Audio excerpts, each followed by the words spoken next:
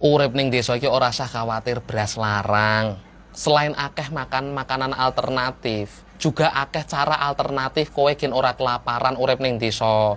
Iki lho, contone tak warai carane. Assalamualaikum. Mbak. Assalamualaikum. Waalaikumsalam. Ngapa? Njaluk segone, Mbak. Iki lho aku ket subuh tekan luhur iki mau gek mangan ping pindho tok. Kulino. Biasane mangan katol karo brambut kok dadak njaluk sego. Katol karo brambute entek ning selepan. Do diborong to iki mau do melu-melu mangan katol karo brambut. Wis ora mlebu, jebuk Matur nuwun dhewe. ya, Mbak ya. Matur nuwun lho, Mbak saurunge. Ono gerai go sisan. Alhamdulillah. Lah nak ngene kan aku ora sida stunting to, Mbak, dadine to, Mbak. Kowe ra sida stunting. Anak bojoku sing gering. Ora masalah, Mbak. Penting rak tanggane aman to, Mbak. Memuliakan tangga kuwi ganjarane gede. Matur nuwun ya, Mbak ya. Ya, lek bali ya. Alhamdulillah. Lah, sukses berat, Lur. Tinggal engko sore jadwale ning gone Lek Paino. Sesuk-esuk ning gone Lek Giarti. Sesuk minggu nunggu tahlilan karo slametan. Piye kurang kepenak piye urip ning desa iki? Aman, ambek beras larang, aman. Ora bakal kelaparan.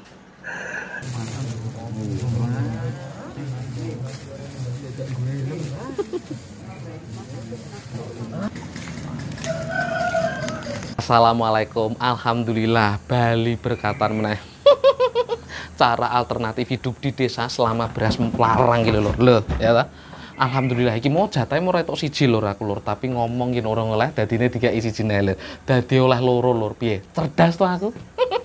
Ya kita unboxing sih ya ta. Isine apa ya? Loh. Mentahan lur. Mentahan lur sijine. Padha ora kok gek beda iki. Lho. Padha lur, alhamdulillah lur iki isine lho.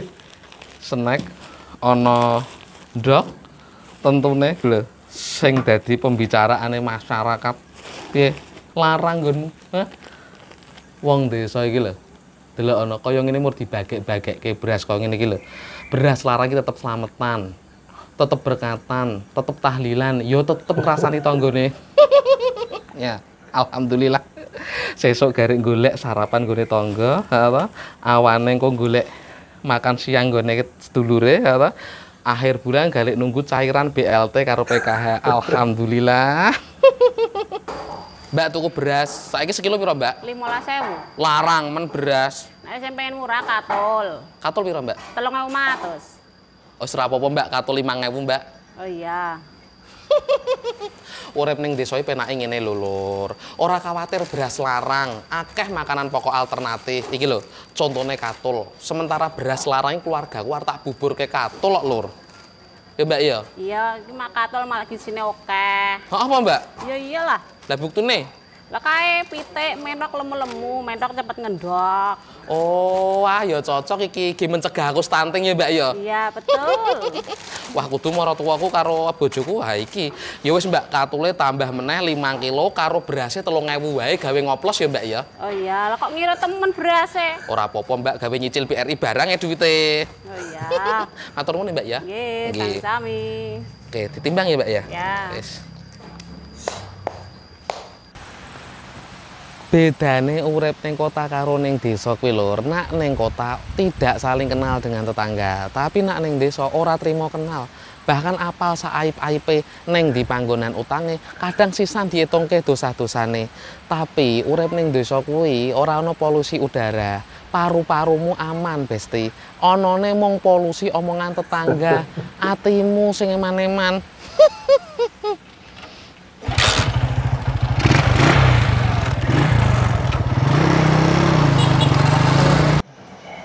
Bingung, apa-apa serba mahal, semuanya mahal. Apa cabe sekilo pakai 100.000, udah deketin harga daging. Mana besok udah mau munggah, dikit lagi udah mau puasa. Anak mah kagak tahu taunya, dikit-dikit mak duit, dikit-dikit mak duit, nyet muka emaknya kayak cetakan duit. Emang kagak copot doang ini pala rasanya. Kalau kita ngeluh, katanya hidup ngeluh mulu. Lah bagaimana kagak mau ngeluh, apa-apa serba mahal, pendapatan segitu-gitu juga. Cari sono, mana ada manusia yang kagak ngeluh. Semuanya juga manusia pasti pada ngeluh. Kagak ada manusia yang kagak ngeluh.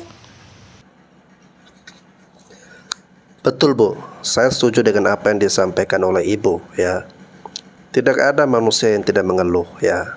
Pasti banyak yang mengeluh, apalagi saat ini kondisi beras lagi pada mahal-mahalnya guys ya. Namun ada satu solusi yang pasti harus kita lakukan ya, ketika harga beras ini semakin hari bukannya stabil atau bertambah turun, tetapi malah merangkak naik guys ya. Nah, cara mengatasi beras ini ya itu adalah dengan cara dijogetin aja. Ada yang bilang beras naik ribut, giliran handphone naik, skincare naik, diem-diem aja. Udin Balok, itu namanya nggak apple to apple. Beras itu kebutuhan primer, skincare sama handphone kebutuhan sekunder, bahkan tersier. Begini nih, kalau orang sekolah cuma nyampe depan Abang Cilung doang. Bang Bagir, gen mangane lontong saiki. Iya, Pak, kinong mangane lontong saiki. Berase larang. Jadi mangane lontong. Ki akibat OKB wingi pada nerima duit 20.000, ana 50.000 ya. Jadi kebijakannya akhirnya dinaikkan KB ya. Pajak larang, ya harga sembako larang, harga beras larang. Ki maning pan bada, pakaian juga mau larang. Cawet bem ku regane mundak. Muku akeh wadon ora pada katokan. Kesenengan ge kone ge ya. Tapi meskipun golput ya, di hati kecil gue tuh gue pengen Prabowo menang. Karena dari semua calon cuman Prabowo yang kelihatan pengen menang banget. Bukan, dia bukan pengen menang, pengen menang doang. Kalau yang lain kan pengen perubahan, pengen perbaikan. Dia ya udah pengen menang doang gitu. Orang tagline aja lanjutkan. Dia menang gak menang hidupnya lanjut. Gak ngaruh ini mah, ngisi waktu luang aja. Orang pas dilaporin kekayaannya asetnya paling banyak itu ya. Tahu 2T yang dilaporin 2T. Pantesan dia kan ngusulin yang makan gratis. Cuman menurut gue itu saran yang gak usah terlalu digembar-gembor lah. Karena itu kan program jangka pendek aja. Lu tahu gak anak sekolah tahun 2023-2024 ada berapa? Ada lebih dari 50 juta. Kalau satu anak dikasih makan 20.000 itu duit 2T habis 2 hari. 2T 2 hari. Hari ketiga mau dikasih apa? Masa T? Duanya hilang kan tinggal T-nya itu. Tapi gue pengen Prabowo menang gitu. Karena kan kita udah pernah dipimpin sama berbagai macam jenis orang ya. Yang nasionalis banget kayak Soekarno pernah. Yang pinter banget kayak Habibie pernah. Yang religius banget kayak Gus Dur pernah. Bahkan yang so cantik banget. Pernah gitu. Yang belum ya yang kayak Prabowo. Nasionalis banget? Enggak. Pinter banget? Enggak. Religius banget? Enggak. So cantik? Enggak. Enggak juga. Dia enggak so cantik, dia kan so rie.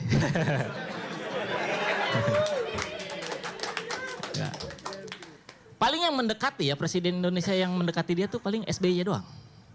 Karena dia sama SBY sama-sama punya jiwa seni. Dia kan kalau debat suka tari piring transparan tuh. Iya gak ada piringnya gitu.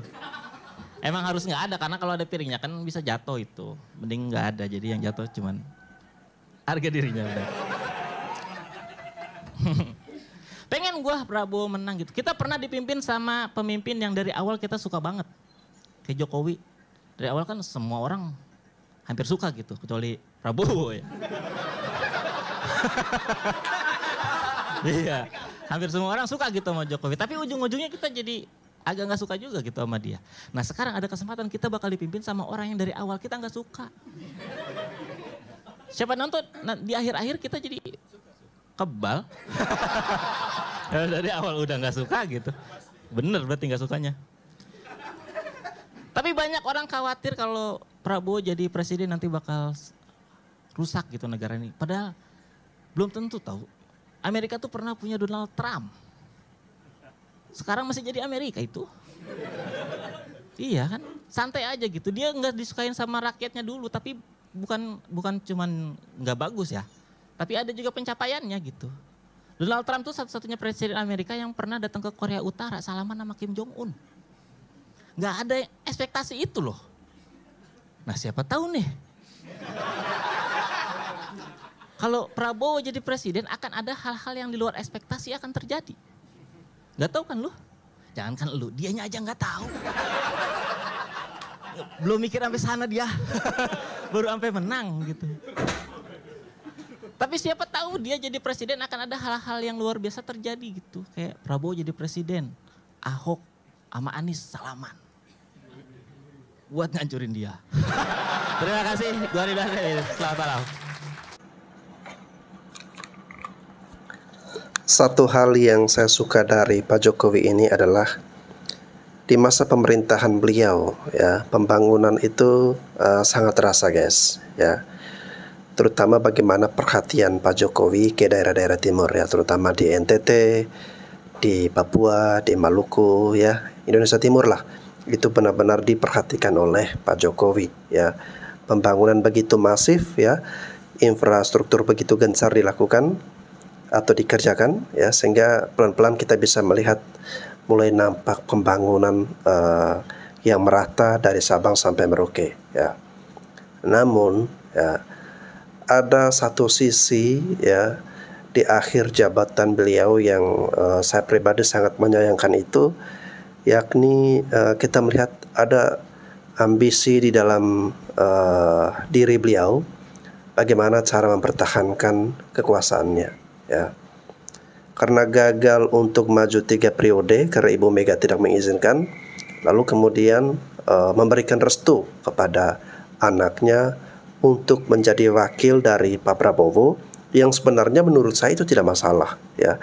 Tetapi yang menjadi persoalannya adalah ketika Mas Gibran ini usianya masih sangat muda, ya, lalu kemudian ada aturan yang tidak memperbolehkan, ya, kecuali sudah berumur 40 tahun ke atas, ya. Tetapi demi anak ini bisa maju, ya, Mahkamah Konstitusi kemudian ditabrak, ya. Diubahlah aturan tersebut, ya, untuk kepentingan anak Pak Jokowi ini, sehingga Mas Gibran bisa jadi wakil dari Pak Prabowo, ya. Itu mungkin hal minus yang menurut saya sangat saya sayangkan, ya, bisa terjadi di akhir pemerintahan dari di detik-detik akhir pemerintahan dari Pak Jokowi ini, guys. Ingat ya, cuman di Konoha rakyat kecil yang minta keadilan malah ditangkap. Cuman di Konoha yang pernah dipecat bisa naik pangkat. Cuman di Konoha yang terbukti pungli hukumannya cuman minta maaf. Cuman di Konoha yang pelanggar HAM banyak pendukungnya. Cuman di Konoha perusak konstitusi didukung jadi wapres. Cuman di Konoha perusak demokrasi banyak pendukungnya. Pendukung 02 sebenarnya cuma 10% dari seluruh rakyat Indonesia. Yang 3% adalah para pejabat bangsat yang suka korupsi, maling duit negara. Mereka takut kalau Pak Anies jadi presiden, takut dimiskinkan, takut disita semua aset-asetnya. Makanya mereka merapat ke 02, nyari aman. Yang 3% adalah para artis, selebritis, public figure. Untuk kepentingan mereka, mereka merapat ke 02 karena mereka ditawarin menjadi menteri, walaupun kapasitas mereka tidak memadai. Yang penting menteri. Sisanya yang 4% adalah rakyat Konoha yang otaknya tumpul, yang tidak peduli pada kondisi bangsa dan negara saat ini yang sedang carut marut. Mereka hanya berpikir bagaimana caranya bisa mendapatkan, bisa masuk daftar program makan siang dan susu gratis. Tetaplah bodoh, jangan pintar. Salam perubahan.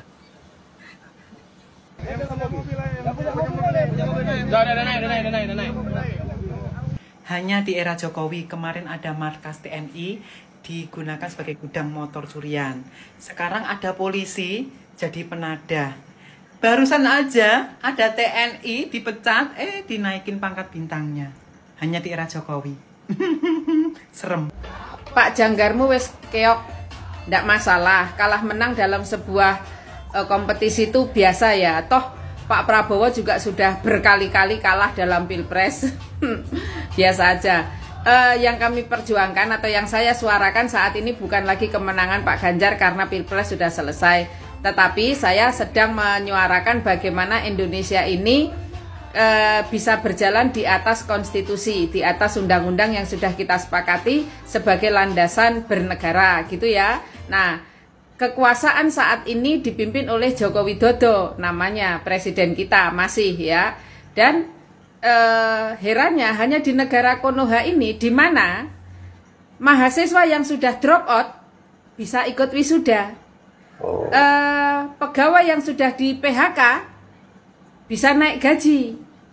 Itulah kenapa tentara yang sudah dipecat dengan tidak hormat bisa naik pangkat. Pak Prabowo, aku kecewa Pak. Jujur, aku kecewa karo sampean Pak. Sing liyane lho Pak, oleh bintang 7. Lah kok sampean mek terimane oleh bintang 4 toh Pak. Bintang-bintang 7 kaya sing liyane lho Pak. Kena-kena nggo tombol gas mumet Pak.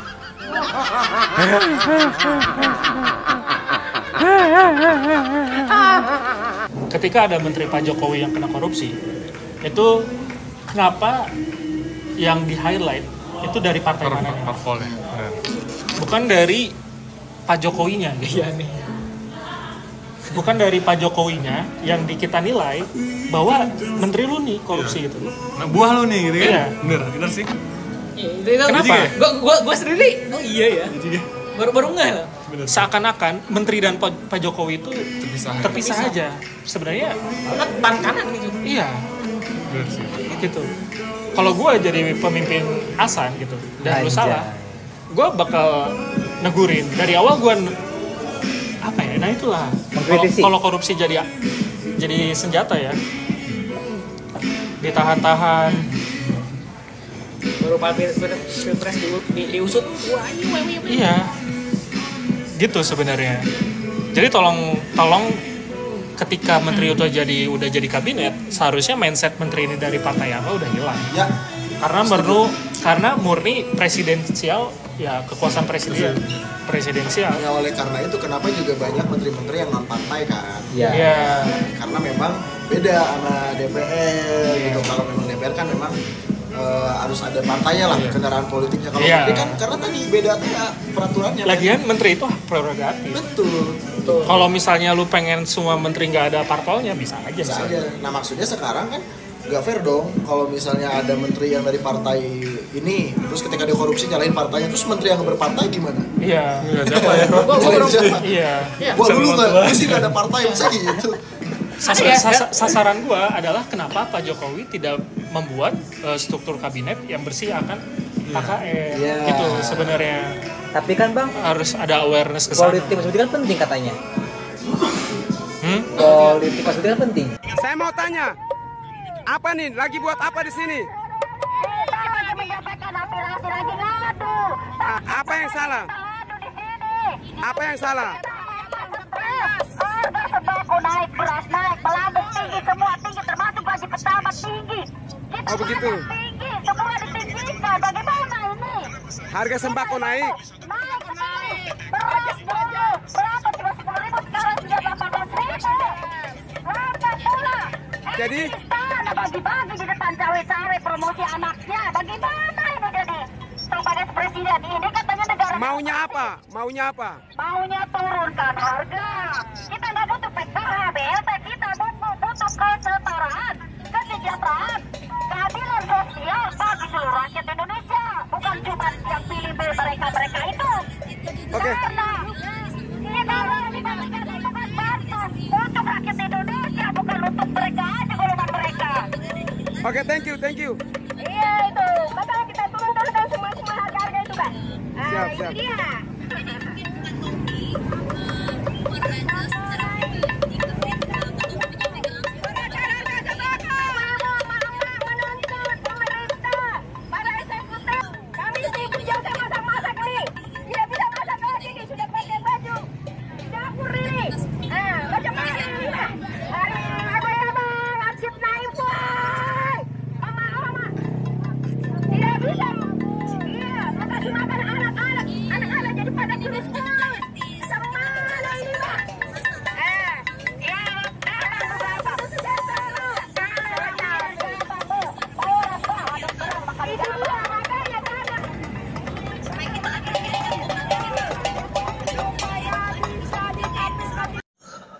Oke guys ya, itu tadi tayangan-tayangan hiburan untuk kita semua ya.